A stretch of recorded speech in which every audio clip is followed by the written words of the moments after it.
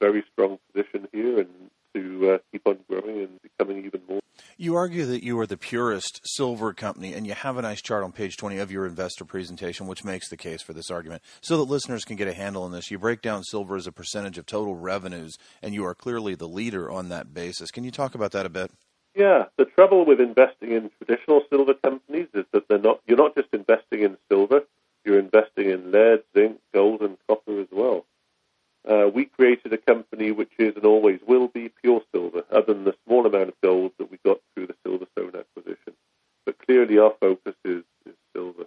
Right now we're 94% silver, 6% gold, and that'll increase over time. The 94% silver will increase over time as we do more deals. I believe that silver is going to outperform gold. I believe it's going to outperform the base metals significantly over the next several years, in which case the purest silver company should outperform the others. You have a section in your presentation titled Why Silver, and you point out the fact that physical silver demand has risen significantly. Doesn't that tell you that silver is not just an industrial metal, but that it also in reality is a monetary metal? And if that is the case, does that not suggest over time a repricing of silver much higher to reflect this? And where do you see silver headed over the long term? I absolutely believe that silver has the best of both worlds. Not only does it have strong industrial uses, unlike gold, but it's viewed with gold as a monetary asset. I believe that this monetary aspect will cause silver to perform very strongly over the next 5 years. Concerns about inflation as a result of the U.S. and every other developed country in the world printing money as though it's going out of style to get out of the economic crisis. I think those concerns are just starting to surface now, and I believe that as a result, silver is going to go through $30 an ounce over the next 2 or 3 years. Since Silver Wheaton's inception in October of 2004, you have significantly outperformed your peers, and you have also shown 60% annualized growth in P&P reserves and 45% annualized growth in total reserves and resources since inception. My question for you is, how do you continue this type of growth? Because it has been phenomenal growth, and it seems to me that you will have to continue with acquisitions during the secular bull market in silver to continue to post these kinds of numbers. There is nothing wrong with that in my mind, and would be the correct strategy, much like Cisco engaged in tremendous amounts of acquisitions during the tech boom to enrich its shareholders. Is that the strategy going forward? Not just to have these types of accretive acquisitions, but maybe even to get more aggressive? Because if it is, again, I say that seems prudent. As you know, as your scale ramps up to continue to post those types of percentage gains, Peter, you really do need to start to do more serious acquisitions, right? Yeah, and the Penasquito deal, for instance, was just over 2 years ago, and that transformed the company. I think we've got potential to do several more deals like that over the next few years. Our strategy isn't just to grow for the sake of growth, which I think a lot of companies do. Our focus is quite simple. It's to maximize shareholder returns. And I think we've done a very good job of that.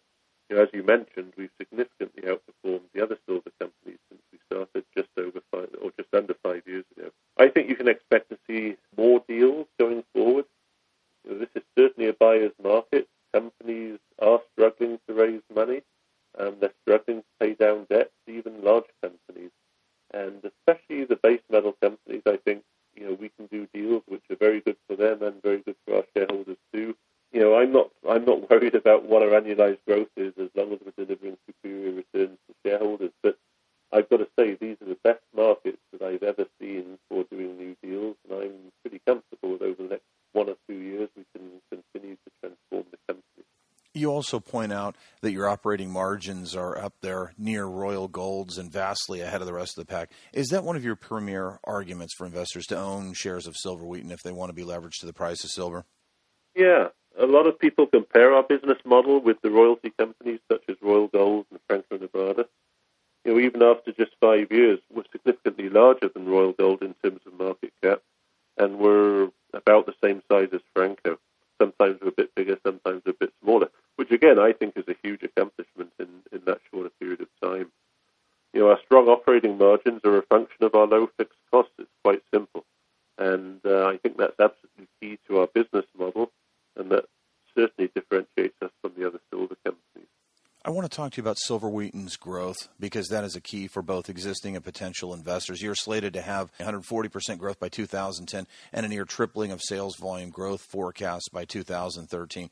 And that is fueled by organic growth, and no CapEx is required for that growth. How comfortable, though, are you with those projections, Peter? I mean, listen, they are projections. And, one of the comments I've got to say is that when an asset as large as Peñasquito is coming on stream, it's impossible to be absolutely accurate in predicting how it'll perform.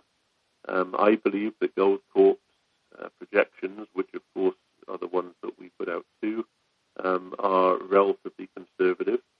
Could the project come in a few months early? Yes. Could it come in a few months late? Yes. And could the projections turn out to be either conservative or a bit too excessive? Maybe. I think the key thing here is that, last year we sold 11 million ounces, and I believe, this year we're going to be around about 17, 18 million ounces. I believe that within 3 years we're going to be close to 30 million ounces a year. I can't be exact on those things. We may be plus or minus 10%, but I think certainly the trend is very strong in its growth and its growth in cash flow. In closing, Peter, talk to me about how well-positioned you believe Silver Wheaton is going forward in terms of acquisitions. And now I'm coming from a different perspective, and you covered this briefly earlier, but the fact is that right now there are challenges in securing traditional sources of financing at a time when operators and developers are facing growing capital requirements. Doesn't that put you, Peter, and Silver Wheaton in the driver's seat in terms of favorability with regards to the price structure of acquisitions? Meaning, isn't this the time to strike in the near term while these types of market conditions exist, which allow you to make such accretive acquisitions for Silver Wheaton shareholders? Because let's face it, conditions won't be like this forever. Yeah, I mean, I think our model works in the good times, not just the bad times. But I've got to tell you, as I said before, I come into work every day and we're seeing more good opportunities than we've ever seen.